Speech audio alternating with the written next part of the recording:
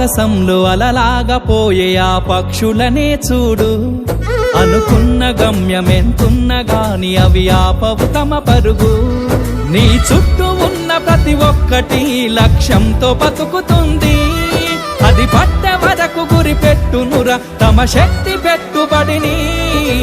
రాదురా ఏ విజయం నీ కోసం నా కోసం.